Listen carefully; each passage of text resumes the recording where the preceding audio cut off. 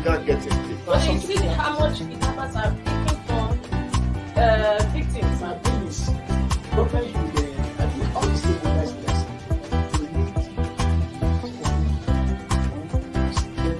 get that, and I think we get that.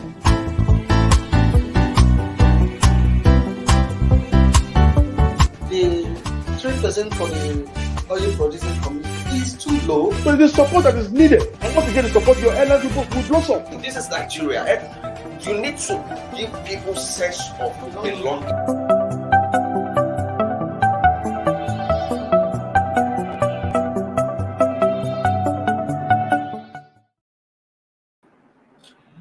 Good morning and welcome to the last edition of the week, Friday, April 22nd, 2022 edition of Inside Nigeria on Leadership Television. With me in the studio is our public affairs analyst. His name is Mr. Majid Ahiru. Mr. Majid, it's always a pleasure to have you in the program. I'm always the last one sitting. Yes, always. My Friday Tony. And my name is Winifred Ubebo, and we are going to be discussing some major newspaper headlines today on Inside Nigeria. And of course, we'll be flagging up with Nigeria's most influential newspaper, Leadership, followed by THISDAY, National Economy, and Daily Sun. Leadership, incidentally, has almost the same headline story with THISDAY newspaper this Friday. Let's see what the papers are saying, starting with Leadership. Leadership newspaper. Headline story says, we need state police to tackle security challenges, says former President Olusegun Obasanjo. We need state police to tackle security challenges, Obasanjo, as PMB orders security chiefs to rescue all abducted Nigerians, ask them to sit up. And INEC says we won't shift 2023 elections over insecurity. I'll take Leadership headline news story once again. We need state police to tackle security challenges, Obasanjo, as President Muhammad Buhari orders security chiefs to rescue all abducted Nigerians, ask them to sit up. And INEC says we won't shift 2023 elections over insecurity.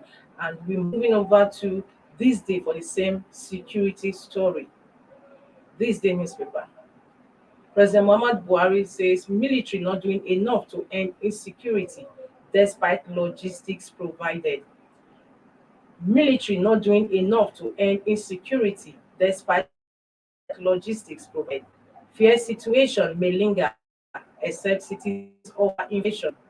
Orders release of kidnapped Kaduna train passengers. IG justifies police presence in Southeast. Says attacks on officers no longer tolerated. THISDAY. Buhari, military not doing enough to end insecurity despite logistics provided. He says fear situation may linger except citizens offer information. Buhari orders release of kidnapped Kaduna train passengers. While IG justifies police presence in Southeast, says attacks on officers no longer tolerated. Majid, we have security stories both on Leadership and THISDAY, this Friday.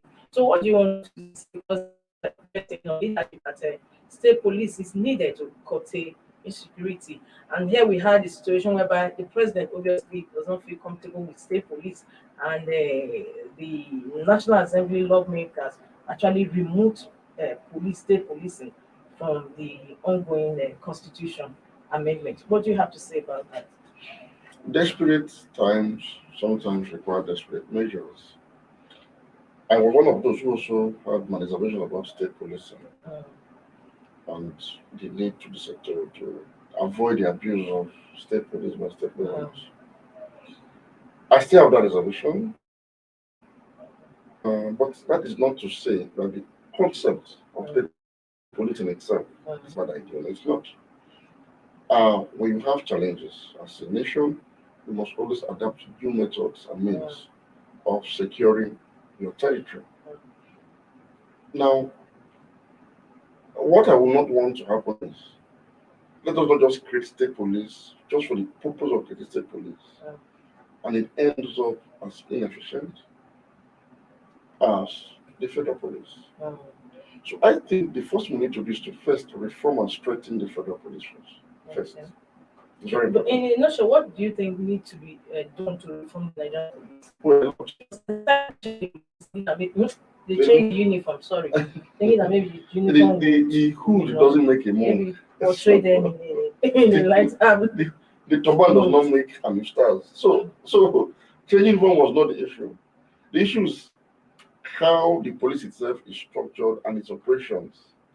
It's one, you have to talk about equipment, logistics, training, and of course, welfare and remuneration.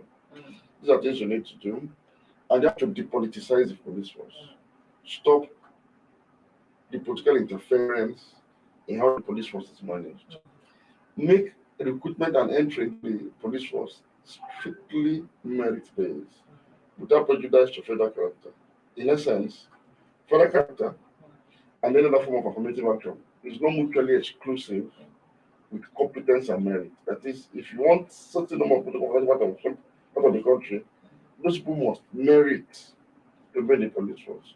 And once they enter, all promotions and reward system should be based on performance, merit, and delivery. As simple as that. This has to happen in the Nigerian police force. Now, we have done this, we now look at the gap and learn how to fill the gap. For me, before we transit fully to state policing, the structure of the Nigerian police assistance, in principle, the principle that is supposed to be guiding the operation of the Nigerian police force actually makes room for something that looks like state policing. You see, ordinarily, we can adopt certain or rather strengthen certain administrative procedure within the Nigerian police force that gives more powers to commissioners of police. Okay. What with the governors for the purpose of internal security. This can be done. But sorry to chip in. Granting more powers, we saw a situation whereby during the last administration, some police commissioners were running battles with the state chief It has to executive, do with and they even politicization. removed their security details. So that's what I'm talking about the So politicization. now, of when you Nigerian now police. again give them more powers, No, what but do you you see, think? sometimes this power should be used for the good of the people. We're not talking about powers that will be used for the disruptive purpose of political gimmicks. No, for the good of the people. So this power we're talking about is we are a commission of police level of autonomy to man his state with the governor giving lawful directive. Lawful. So the governors too must be above board, must not also use that power in a political manner. It must be used for the good of the people. That if we have that, it will be like a phase between outright state policing and federal policing. Because you cannot just jump from one to the other as it stands. There are no enough safeguards to have state police, as desirable as it is. But this constitution is good as it has started, and I'm saying as an intermediary phase between full-blown state policing and what you have now. First, we need to strengthen the existing police force and make it function in line with the extant laws that establish the Nigerian police. So ordinarily, the zonal police commands and the state police commands are supposed to have some level of autonomy that allows for a semblance of state policing. In fact, the Nigerian police force can actually make sure that the tenure of commissioners of police are fixed. It's possible to have some level of stability. Yes. And that they can also make it possible that through the police council, because the police council, the position of police council that has not been activated in the constitution. It's supposed to be a council that involves the president and state governors, taking certain kind of joint decisions on how police should be allowed the powers to make recommendations and nominations for those they think can man their police force.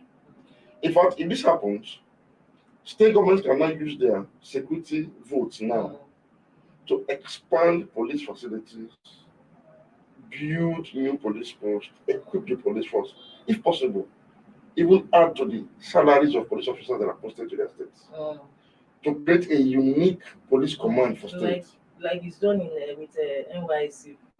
Yes, if I'll tell you something too.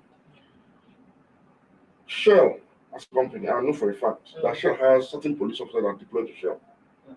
But you see Shell police, you're wondering if this same, as the same Nigerian police, if I should tell you, you're wondering whether they recruited them from outer space. They are well fed.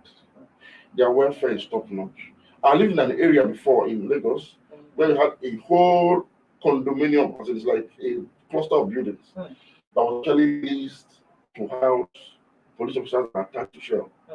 And these are police officers that are just middle and low from the lower ranks. You need to see the facilities available in their residential apartments. In fact, we used to go there to buy ice block then because you know why? They have like 24 hours. Plants. When you see them going to work in the morning, they have staff board that commute from their apartment to work. So you now understand why Shell facilities are well secured. I'm saying states can do this in the immediate. You see, sometimes idea that works because you're lazy. You don't have to start talking about creation of a fresh police force. You can do with your state police command. What companies like Shell and even banks are doing their security attaches. So states can convert their state command to something that is a semblance of state policing. And with the cooperation of the president, the IGP, and the governor, for the good governance of the people, we can still have the semblance of police force. And where there are gaps, constitutional gaps, we can now amend to create relevant laws that will now make this structure autonomous. Exactly, that's what I was even going to lead to. But a situation whereby before maybe a commissioner of police can deploy his men, his police force, workforce to curb security areas, it has to take direction first from Mr. President or from the IGP. That's because there's political interference. Otherwise, security. When there is disturbance here, when there is an incident here, nobody needs to convert anybody. It's your duty as a police officer to act immediately. But we saw what trended there. Was it how many years ago that the state governor said he had to call, when he called the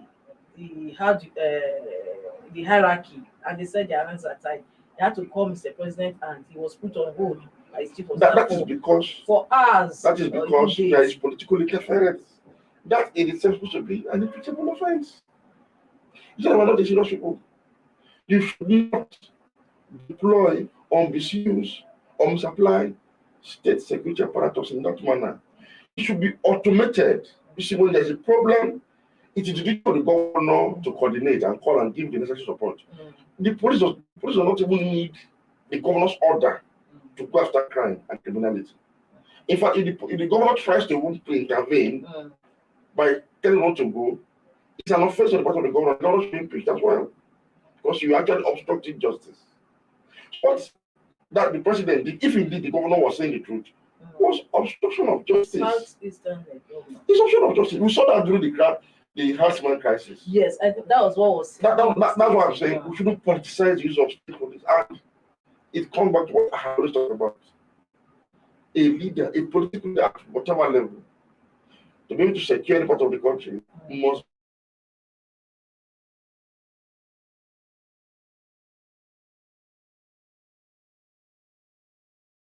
his jurisdiction.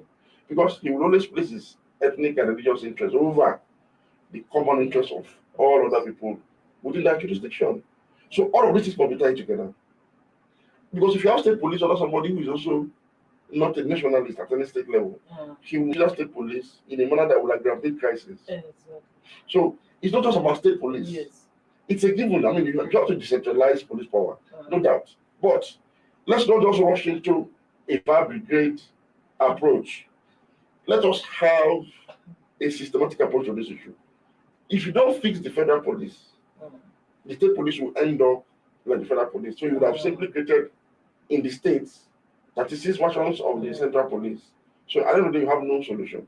So what do you not do? We also see a disenchantment among especially the junior staff of the police. Yes. They've been saying break and bad, they want to increase salary, and we don't know anything about it. You see, let me say something. And you know they were threatening strike during the APC convention. You see, the way the police is structured and funded is not sustainable. I'll tell you something. I was having a discussion with somebody yesterday, and I said, we need what I've described as tax utilization differentiation. You know what that means? when Nigerians pay taxes, Mm. those taxes should be returned, especially if it's an income tax you're paying. Mm. Those taxes should be returned back to your places of residence. So if you are paying tax, for example, and your resident, say in Amak, Mm. your tax for you should come back to Amak. Not only Amak. Mm. Those taxes should also be put back to the street where you are resident Mm. for the security and infrastructural maintenance of where you are living. Mm. So if we do a thorough and transparent tax accountability, Mm. you discover that the money you are paying as tax, Mm. when it is differentiated and utilized properly, Mm. the monies that's supposed to go to tax to security tax Mm. will now be used to fund police in that area. So it's like a motivation one for you to pay more tax because the tax is being used to fund the police better and police is performing their duties better. So in these areas, it's a possibility that the police in this area, but even in a particular area, may earn higher than the police because of the tax revenue that's accrued to this area. So if we don't do it down to this level, you will not have enough money to remunerate police officers. So you see, security is tied to the economy. It's tied to proper planning. It cannot be done in isolation. It has to be done in conjunction with the need to provide welfare and security as prescribed by the Constitution. So everything must be tied to it. And it's important. Otherwise, you cannot have proper funding for the police. Yes. Thank you so much. Now, on this day, Buhari raises the alarm that military not doing enough to end insecurity despite logistics provided. And you know, I think we discussed it on the studio time that so much is being budgeted for security matters, yet Nigerians are not getting the best out of it. What is happening? Sometimes when I hear statements like this, it dampens my mood. And I can only pray that, okay, let the transition come, let elections come, let us have a new government. And I pray that all parties should learn from the mistakes of the last 7 years and by 2023, 8 years. And please, do not give us any leader on any party platform that cannot perform the irreducible minimum requirements of the office of the President and Commander-in-Chief, maybe due to ill health, old age, or just lack of knowledge or interest. It's sad. The President has blamed everything and everybody and is now blaming his secretary chiefs. The Commander-in-Chief does not say this. The army is not an autonomous entity. The police force is not an autonomous entity. None of the security services are autonomous. They are not on their own working outside the control of the President. Mr. President, if you have given logistics to people that demand for logistics and they didn't deliver, you fire them. I don't need to hear this. You sack them. When you need to prosecute, prosecute. Mr. President, look at your appointments. We have complained that what seems to have guided the appointment to security services is more of nepotism than competence. Have you fixed that? How do you expect to sow corn and then reap yam? Is it possible? How? Look at the people that have been appointed. We have retained a particular national security advisor for almost 18 years. At first, we appointed somebody from Zamfara State, Mansudan Ali, as Minister of Defense. Today, you have another person from Ghana, Minister of Defense. Are these the best people in Nigeria to be ministers of defense? The answer is no. You appointed somebody from Sokoto as Commissioner and the Minister of Police Affairs. Is that the best person to be Minister of Police Affairs? The answer is no. You appointed another APC Chief General as Minister of Interior. Is you have the best person to be Minister of Interior? The answer is no. Mr. President, rejig the headship, the leadership of the security agencies. One, in constituting them, balance it and make sure that every part of Nigeria is reflected in the headship of the security agency so that you can command the national loyalty. So everybody will feel a sense of belonging. But in so doing, don't compromise confidence. Pick the best from across the country, the best. Even if they're not in Nigeria, go after them all over the world and bring them back and put them in strategic positions. Mr. President, you've not done this. Most of the people who are appointed as ministers in the security sector are career politicians, are APC chieftains. If you come to the security services, we have noticed that it is skewed in favor of one section against the other. And it has been a talking point throughout the region. We have corrected that. Nepotism breeds corruption. Nepotism and sectionalism breeds mediocrity. Because somebody knows that he's appointed, not necessarily because he's the best, but because where he's coming from, he's not really necessarily going to do the job as supposed to be because he knows that he will get distinction and the person has not proven to be somebody who can actually sanction an erring public officer in the manner we expect. The last service chiefs overstayed their tenure. And when they were rewarded with so what example are you laying? So to come out today and blame security chiefs is in bad taste.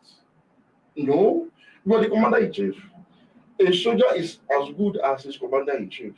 So if your security chiefs have failed, it is you that have failed because they are practicing a presidential system. And this is why we have advised all this while. Always do the right thing. The constitution is already there for you, it guides you. Always do the right thing. If you do it, you have less of these problems. Again, I want to reiterate.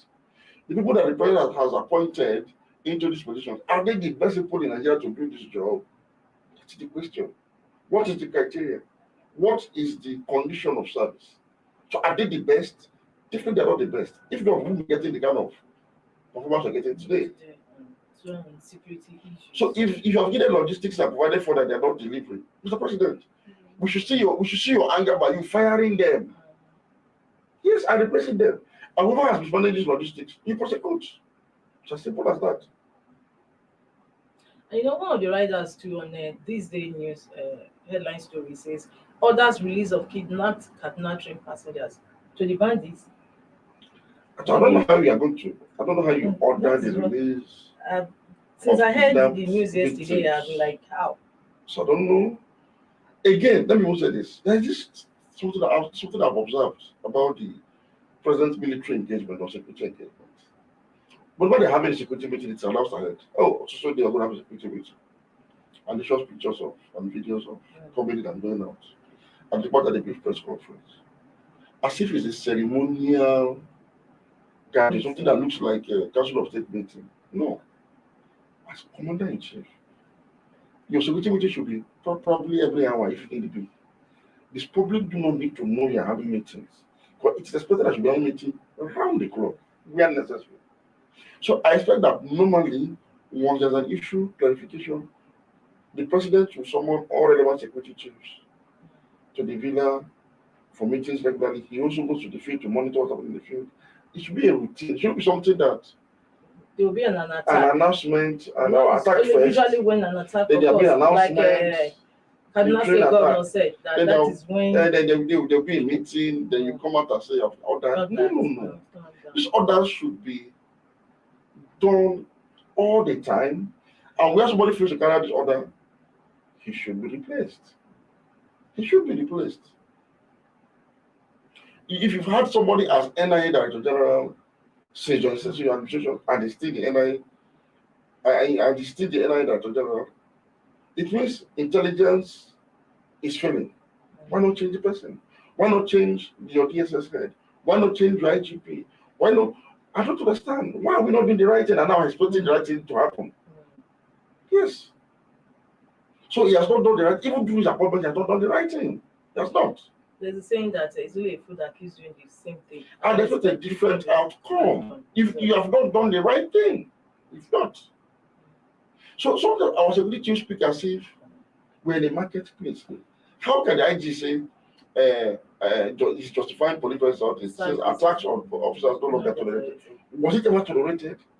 And that's the question. Was attacks on policemen ever tolerated? Was it supposed to be tolerated? What do you mean it's no longer to be tolerated? We talk as if we're not a government, as if we are sharing jurisdiction or authority with non-state actors that are armed. And it's very scary. This is the height of incompetence. You see, there's a level of confusion that comes out of the arm of the head of a government to a security agency, and it inspires confidence. Look at Zelensky of Ukraine. A country that is being pounded by a very strong neighbor. But have you seen the way this young man is mobilizing his country to resist? I've also known history. This has been the story of most great leaders. They resist. Initially, it might look like somebody is having an upper hand. But due to their resilience, they eventually defeat the bully. It happens. It has happened all over the world. Nobody expected that Ukraine will hold out up until over 50 days now. So that is leadership. If you look at the way he addresses issues, Almost 2 months. more than 2 More months. than 2 months. So the way he addresses issues, you see, this is a leader whose hands are on deck and able to mobilize the entire country around the need to resist Russian invasion. Our president is speaking as if he's scared, as if he's scared of the situation. If the commander-in-chief is speaking this matter and blaming security heads, then what am I supposed to have as an ordinary citizen? So it's not encouraging at all. It's not. It is not. Something is wrong somewhere. Honestly. You know, the former army staff, the one that died Atahiro. in Nasarawa State, he was killed. Oh, you mean too much about defense staff? Yeah, he was being tried then. And Yes, he did say that it was his impress he was using to buy houses. The money budgeted for military, especially for the period of security, starting from Yar'Adua's time, is not accounted for. It's not, and it just goes like that. Because I remember he said it was the money his impress he was using to buy houses. The thing is, there's corruption in the system. This corruption is enabled by sectionalism, nepotism, favoritism. If you don't fight this, you cannot fight graft that is associated with corruption. And that's what I say, learn from the past. You must run a system in a manner that it is devoid of all corrupt tendencies. People imagine corruption to be just stealing of money. No. There's a foundation for corruption. There's an enabler for corruption, for stealing. It starts with abuse of office. It starts with violation of rules. It starts with nepotism, sectionalism, favoritism, influence peddling, and all other forms of isms. It starts with that. This is what builds a foundation for stealing and enables stealing in a manner that you cannot even control it. So if you don't read a system of all of these tendencies, you cannot fight crime. That's why in the advanced world, nepotism is a crime. Yes, it is. Favoritism is a crime. People don't understand this. I was at National Assembly once, and I was in the office of a senator. And then a call came that the senator, you have been given 5 slots to bring into the recruitment of police officers. And wow, immediately he started working his force. All the 5 people he brought, of course, were his village people that participated in politics. So he calls also person, if you have any son in politics, I bring him. That's the reward for his own participation in politics. And they were recruited. And so he goes to the village and says, I facilitated 5 people to enter Nigerian police. That is that. These 5 police officers that knew that their entry to the police was because of Nigeria's corrupt system of political reward system. You think he's going to go there to serve the country or serve you? He will serve that interest. Yes. Let me tell you, at any time, see, that senator or anybody, that senator can call them and ask them to undermine law and order, and they will obey. For the thing they owe it a duty to him. This is how, for a long time, recruitment, promotion, appointments within, judicial appointments, this is how it has come about in the security services. And expecting miracle to happen. How can it happen? It cannot happen. So unfortunate. Well, viewers, let's go on a break. When we come back, we'll continue with our program Inside Nigeria. Please don't go away. Stay tuned.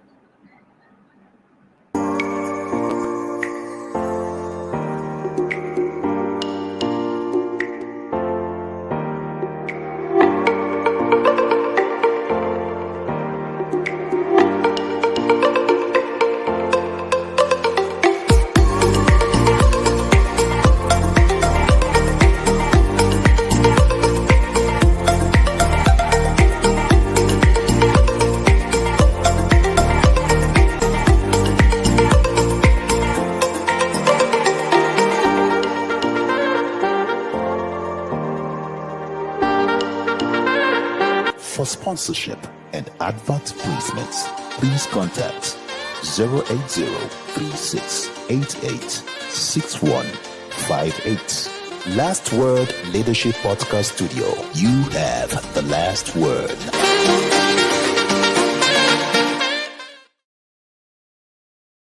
Inside Nigeria, keeping you informed on what matters. Welcome back. This is Inside Nigeria on Leadership Television. With me in the studio is Majid Dahiru, the public affairs analyst. Majid, it's always a pleasure to host you on the program. Thank you very much. Yes, my name is Winifred Ogomi. We are discussing some major newspaper headlines this Friday, April 22nd, 2022. Now we have Daily Sun, the next paper on our menu for review. Let's see what Daily Sun is saying. It's talking politics. PDP North consensus move suffers setback. PDP North consensus move suffers setback. Ango Abdullahi panel reportedly settles for Saraki. Tambuwa teams up with Wike. Daily Sun, Friday, April 22, 2022. PDP North consensus move suffers setback. Ango Abdullahi panel reportedly settles for Saraki.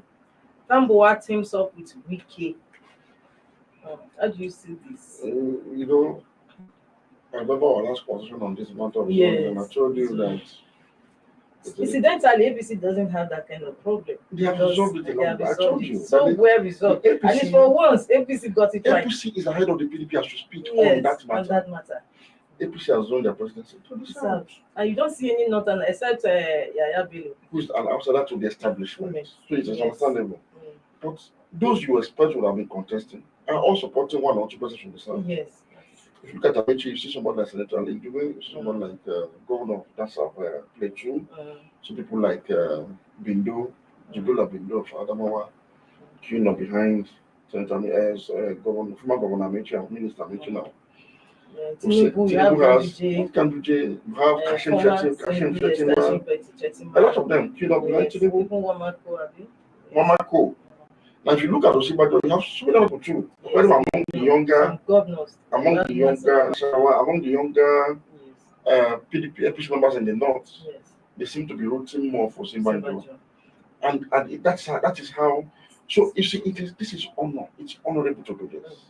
And let me tell you, the first time APC is the first time I'm impressed. Yes, and it has reduced tension in the country, at least on the APC platform. Yes, the APC platform. So we do that. Despite the challenge we are facing, the election is not likely to be rancorous because of the dispute between North and South. No. So the APC is mobilizing their members to actually, from the North, to support their southern borders, which is excellent. After 8 years in the North, you should go to the South. It can be anybody, doesn't matter.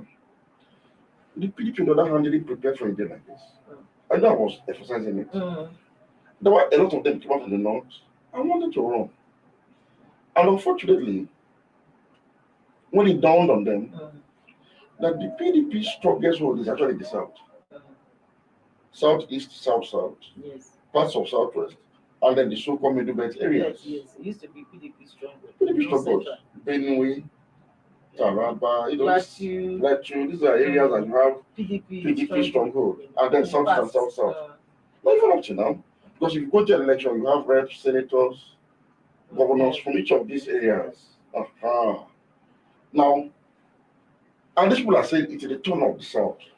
There's an alliance between the so-called Middle Belt area now, with the Southeast, the South, and other groups. So they have come out to say it's the turn of the South. For they are even saying, Afenifere saying Southeast. Yes, I read an interview by the Afenifere leader, and that's what he said. When Atiku declared of equity, for presidency, what declared for the presidency, 2 days later, this same group came out blazing hot, telling him he should not have. That means the people that give you 11 million votes are not telling you you shouldn't contest. What does that tell you? It was immoral. It is dishonorable. It's a shame that in 2019, all Southerners supported you from the North for the tickets. Wike supported Tambuwa with everything he had. Yes. Peter Obi and others from the South supported Atiku. Atiku emerged. These people went, both Wike, both everybody came out, funded, mobilized. Atiku came close to, at least you made an impressive outing. 11 million plus votes. It's good outing. Now, in 2023, when it is clear, okay, it is the turn of the South. People are making some very spurious arguments. Some people are saying inability. Some people are saying the PDP as a party has shortened the South on the platform. Also, the South should excuse the North now to continue. All sort of illogical, unreasonable, arrant nonsense. And we kept discussing with that this does not make sense. Jonathan violated zoning formula in 2011. Yes. You, Atiku, Saraki, Tambuwal. No, not even 2015, 2011. Let me give you the story. Where Adua died. The PDP chairman then was an Igbo man, Prince Vincent Obulafo. You know what he said? He said, no Southerner should contest for president in 2011. That is the turn of the North.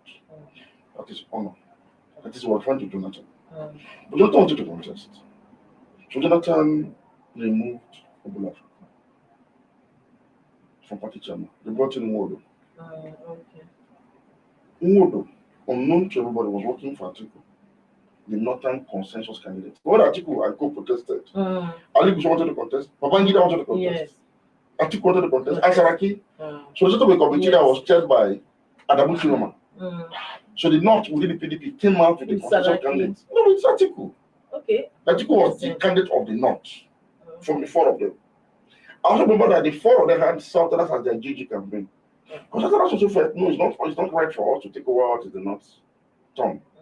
So you have people like Udenta, people like Senator Bendobi, and others, Tokwesi, and others were DG for these people, for the Northern candidates. Yes. It was a serious issue. Now, Atiku was popped up as okay, the best choice among the four. Atiku ran. Now, Atiku went to that primary as a Northern consensus to oppose Jonathan. Jonathan to take. Jonathan won because he had power of incumbency as president, no doubt. It came with the consequence. Don't forget history. Atiku won 5 states out of 36 in that primary. First time that an opposition to a sitting president will win that number of states in a primary election. That was the beginning of the end of PDP. The first state Atiku won included Kano, Sokoto, Zamfara, Niger, and Kebbi. Then he lost Bauchi by just 2 votes. 2 votes. So there was a statement in this pattern of voting that certain key elements in the North were opposed to Jonathan's attempt to take what was theirs. And really they were right. It's their turn. Now, when Atiku didn't win the primaries, Atiku by his own admission said he supported Buhari in CPC, with funding and everything, to try and take what was the turn of the North through CPC. That was why Buhari's vote shot up from 6 million in 2007 to 12 million again in 2011. It was a Northern resistance. And when they announced the result and the North, through Buhari didn't win, Jonathan won. Guess what? There was massive uprising in Northern Nigeria. Yes, it was. We can't forget it. We can't forget. It was a protest against you cheated us and you beat us to it. People were killed. Yes. Coppers were killed. Yes. The other in the North was charged. And by 250, Jonathan attempted again. This time around it was an all-out war. Even Obasanjo came back. I cannot follow on this one. It was all out. So in that sense, the PDP has paid the price by losing power for validation formula in 2011 and 2015. The loss of PDP started in 2011. It didn't start in 2015. 11 was coming. Because if you recall, that infamous or notorious or famous, I don't have to describe it now, convention where the new PDP was formed. Yes, when they walked out, said they walked out. The growth that walked out included most of the governors from those states that Atiku won in 2011. Kwankwaso, Sokoto, Zamfara. So it tells you. Amechi, Rivers. Amechi came in later. Then, so it tells you that Kwara, because Saraki was part of those who opposed Jonathan's coming. So it is linked to that struggle for power in 2011. It was linked. I haven't gone through this. So the APC came in because the PDP was selling against the winner, so the PDP capsized. So if PDP failed to do the right thing, the nation moved on by voting for another man in 2015. to at least make Jonathan not take another 4 years. So, but after 8 years, it has to come to the South. PDP has paid the price for that misdemeanor in 2015. So what you don't calculate it now on PDP platform alone is mischievous. You are deceiving yourself. You know what's happening in the PDP now? I'll tell you. Between the last time we had this conversation and today, a lot has changed. Northerners in PDP, many of them are also looking towards the South because they've seen the message in the hand on the wall, handwritten on the wall in their region. And every doctor that you ask today that is influential has a candidate that's watching from the South. So Wike eventually came out. The idea was that there was nobody in the South that had the clout and maybe the financing to move against an Atiku or a Saraki. That's why Wike came out. When Wike came out, you need to see Wike's movement now. The who's who in Northern Nigeria have lined up behind Wike. This is the reality. But we saw Ganduje telling Wike that he's going to lose. And that's from an opposition perspective. That is, you cannot win general election. So, of course, then there's APC, so you can say that. But within the PDP, this is what happened in Kano when Wike stormed Kano.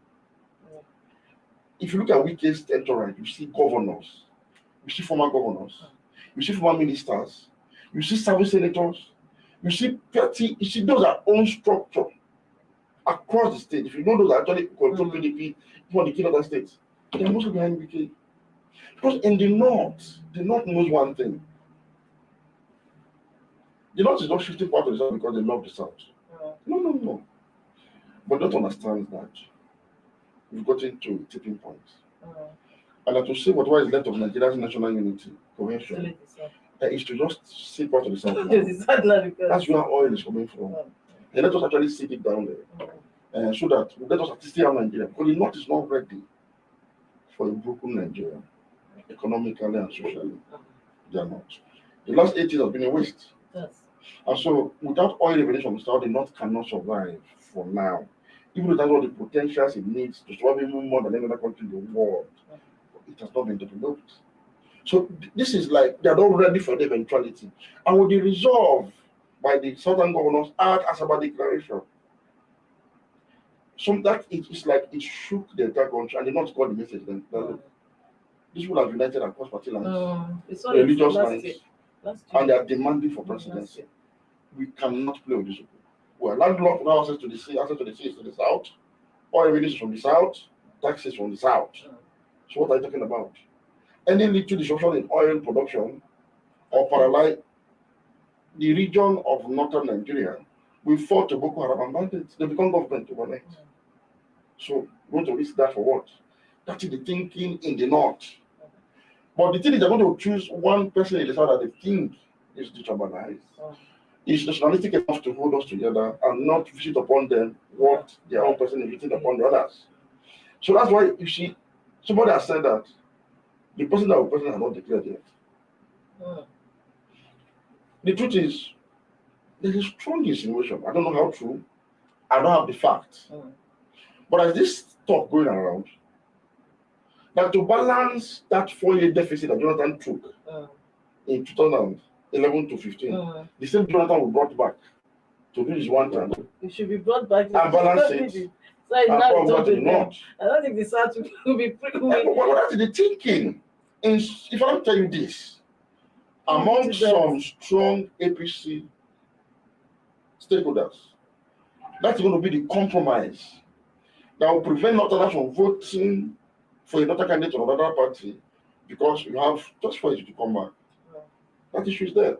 And if you look at it objectively and fairly, for the purpose of equity, if indeed equity is the issue, the concern raised by the northern wing of PDP that you've not done enough, Jonathan took our turn. This satisfies it. They have made the argument for Jonathan to come back. Yes. So I'm saying if worse comes to worse, poor is going to serve no doubt. But if worse, if push comes to shove, they might get a one-term president that will balance it.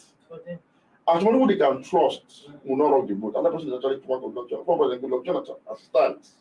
There's also that plan. But one thing is sure, power is going towards the South. So even in the PDP, we're starting seeing moves within the PDP northern wing of a mobilization towards the South. And Wike has provided them that platform. That's, That is why I'm told by somebody that Tambuwa has actually bought senatorial form as we speak, as a plan B. The other man in Bauchi bought gubernatorial form too, as plan B. So the only people that are still standing in this race. And you know, with what you are saying, the man in Bauchi has already said that if it's not him, is close to Jonathan, yes, that he will not contest. Yes. So when somebody says Tambuwa teams up with Wike, it's not far from the case because Wike did for Tambuwa last time. It is expected. Yes. Tambuwa should give for Wike, not coming out to say that I should be giving for winnability. What do you mean by winnability? They are trying to say that the North vote, because North has more vote than the South, another candidate automatically becomes winner. And I'm saying, no. No, it doesn't follow. Because you still see that even in the North, you have seen some Christian stronghold like Taraba. You have a lot of people, look, when you say, for example, some of Gombe, you have when you say Adamawa.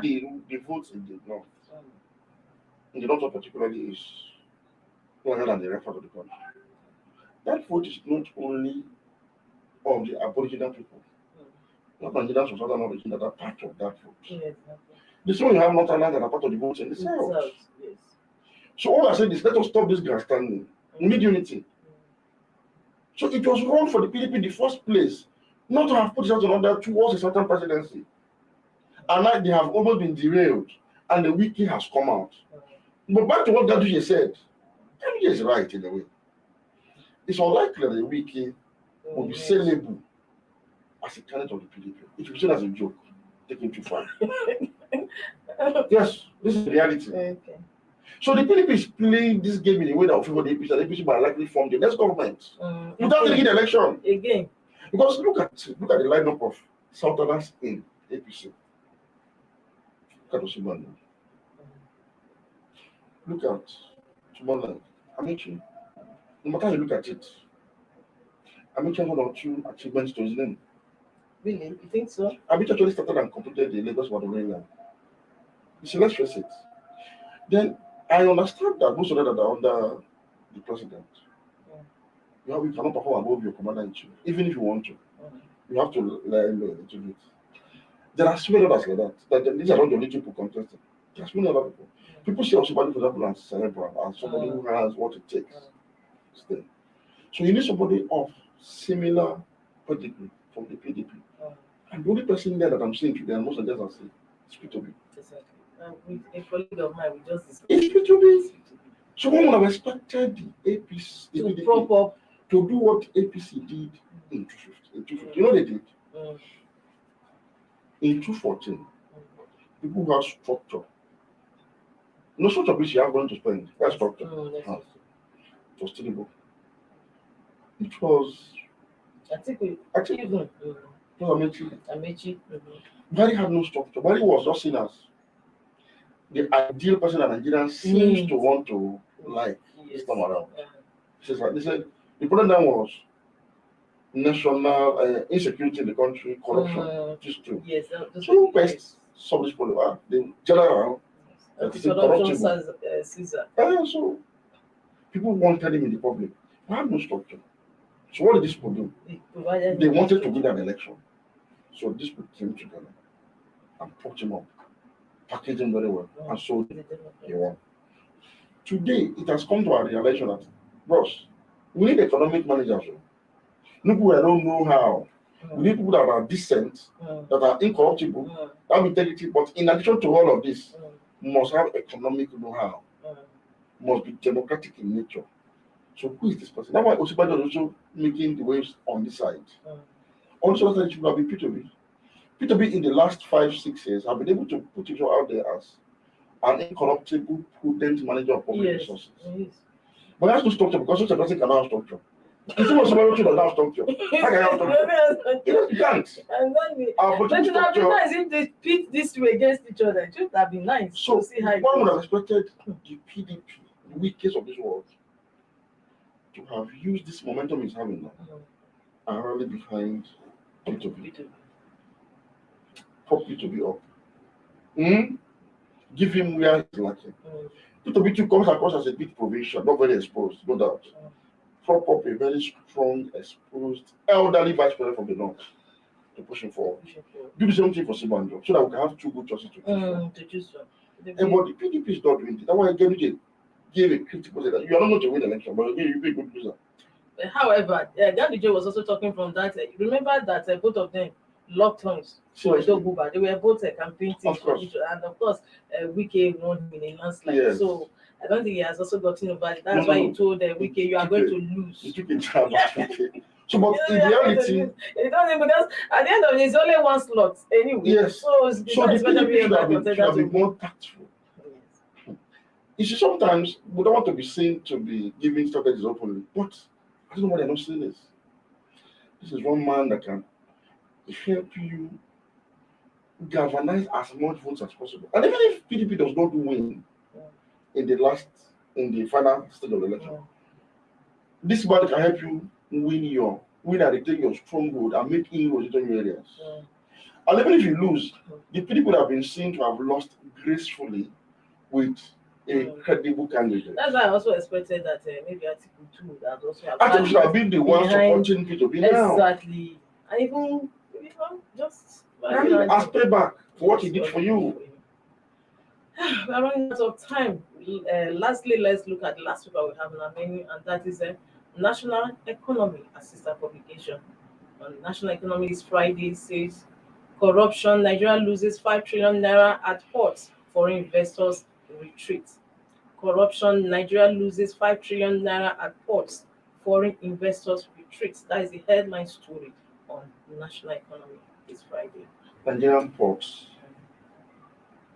have become dungeons of the most extreme form of corruption. Just speak to a claim agent to tell you what happens there. I was speaking with an importer recently and he told me that some agencies of government that are supposed to be expecting goods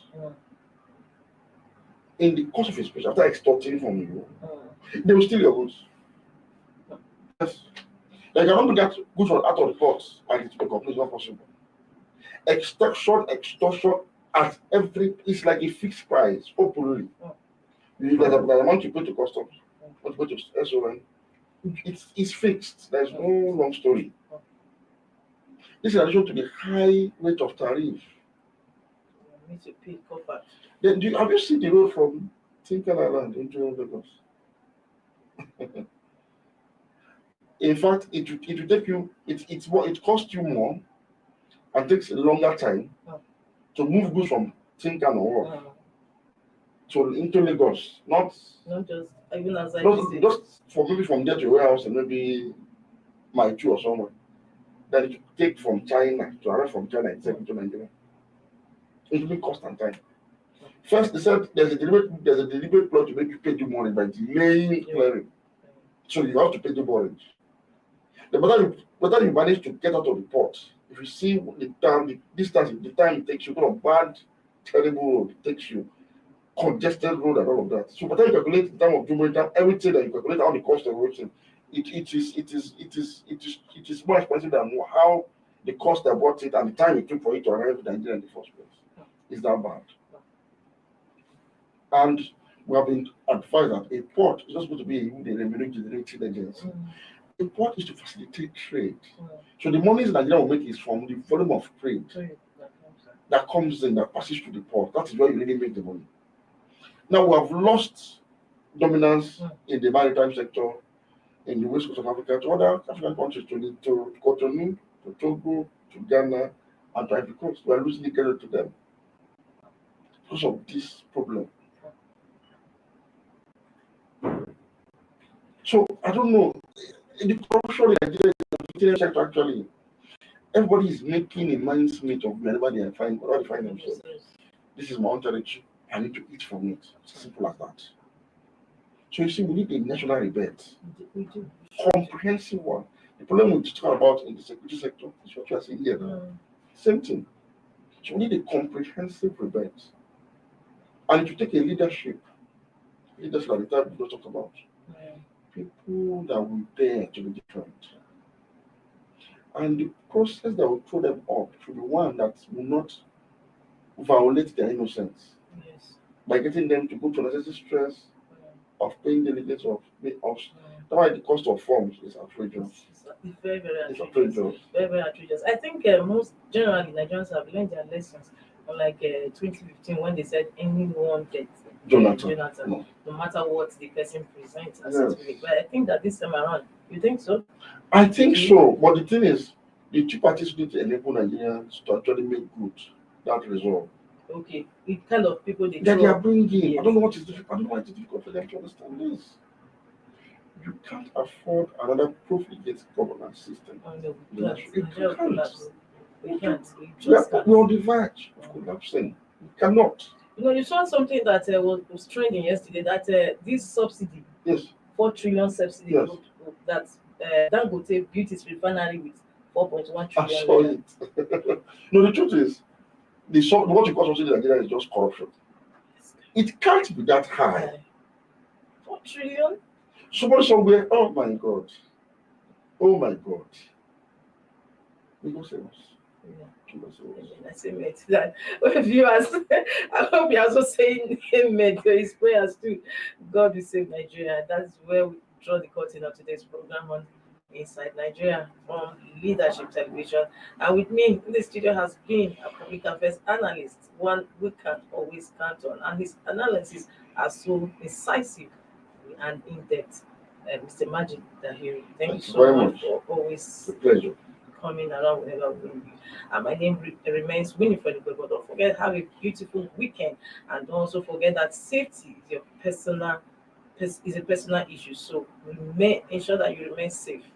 Protect yourself at all costs. Bye. See you. Thank you for watching. For sponsorship and advert placements, please contact 080-3688-6158. Last Word Leadership Podcast Studio. You have the last word.